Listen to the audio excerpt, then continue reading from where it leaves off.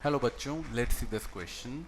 Hydrogen peroxide H2O2 जो होता है इन its reaction with KiO4 and NH2OH respectively is acting as one reducing agent, oxidizing agent, 2 reducing agent, 3 oxidizing agent and D oxidizing agent, reducing agent। यहाँ पर आपका जो concept लगेगा की concept that will be reactions of H2O2 that is hydrogen peroxide। ठीक है बच्चों, direct concept है। सो यहाँ पर तरीका क्या है सॉल्व करने का? तरीका ये है कि एक एक करके हम इक्वेशन बनाते हैं। सबसे पहले हमारे पास है KiO4, ठीक है। इसको हमने रिएक्ट कराया H2O2 से, हमें मिलता है यहाँ से KiO3, ऑक्सीजन लूज कर देगा एक, और साथ में ये भी एक ऑक्सीजन लूज कर देगा। कौन? peroxide, ये बन जाएगा वाटर। और क्योंकि दो ऑक्सीजन लूज हुए हैं तो यहाँ से आपको मिलेगा O2, ठीक है ना। अगर आपको देखना है कि कौन रिड्यूसिंग एजेंट है कौन ऑक्सीडाइजिंग एजेंट है, तो आपको फाइंड क्या करना पड़ेगा? आपको फाइंड करना पड़ेगा क्या ऑक्सीडेशन नंबर हो रहा है यहाँ पर आयोडीन का। पोटेशियम तो +1 ही शो करेगा, ऑक्सीजन -2 ही शो करेगा। आयोडीन क्या करेगा? -2 × 4 -8 हो गया, और +1 क्या हो गया? -7, ठीक है। -7 को आप राइट हैंड साइड ले जाओ, ये हो गया +7। तो आयोडीन यहाँ पर +7 शो कर रहा है रिएक्टेंट साइड में। सिमिलरली यहाँ पर +1 अगेन, -2 अगेन, -2 × 3 इज -6, +1 इज -5, तो यहाँ पर आपको मिलेगा +5। तो आप रियलाइज़ करेंगे कि आपका जो आयोडीन है वो कहाँ से कहाँ जा रहा है।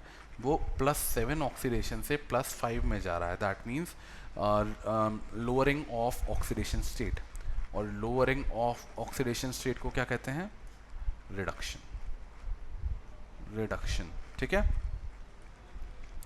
सो अब लोअरिंग ऑफ तो ये क्या हुआ? इसका रिडक्शन हुआ, ठीक है। तो H2O2 ने यहाँ पर पूछा है hydrogen peroxide in its reaction is acting as. यहाँ पर ये नहीं पूछा है कि रिडक्शन हो रहा है ऑक्सीडेशन हो रहा है, यहाँ पर बस पूछा है कि H2O2 किसकी तरह एक्ट कर रहा है। क्योंकि KiO4 का रिडक्शन हुआ है, रिडक्शन कौन कराया है? H2O2। तो कौन रिड्यूसिंग एजेंट होगा? H2O2। तो H2O2 ने किसकी तरह एक्ट किया? Reducing agent. Agent of reduction is reducing agent, ठीक है।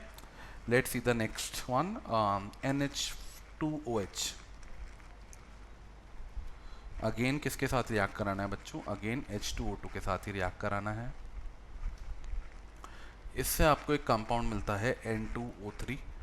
N2O3 एक बहुत फेमस गैस है, शायद याद हो, आपने पढ़ी हो, ठीक है। And you get H2O, you also get H2O।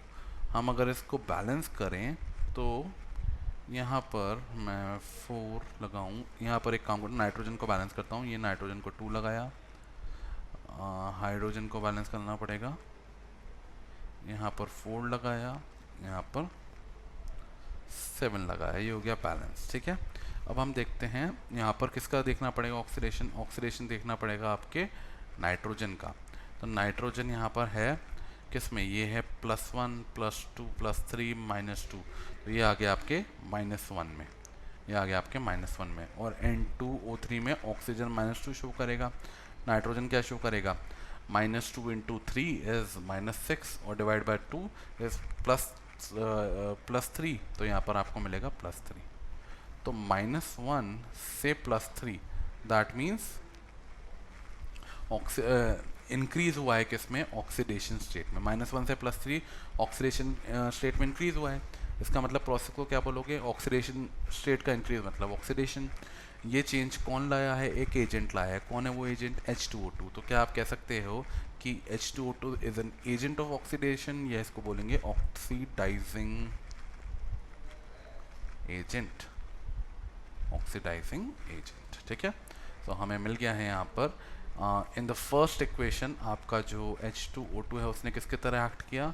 Reducing agent की तरह, और सेकेंड में एक्ट किया ऑक्सीडाइजिंग एजेंट की तरह। तो पहले रिड्यूसिंग, नेक्स्ट ऑक्सीडाइजिंग हारा है। ऑप्शन 1 में reducing agent, oxidizing agent. So your answer will be, your final answer is option 1, reducing agent, oxidizing agent. I hope I've answered this question. Best of luck.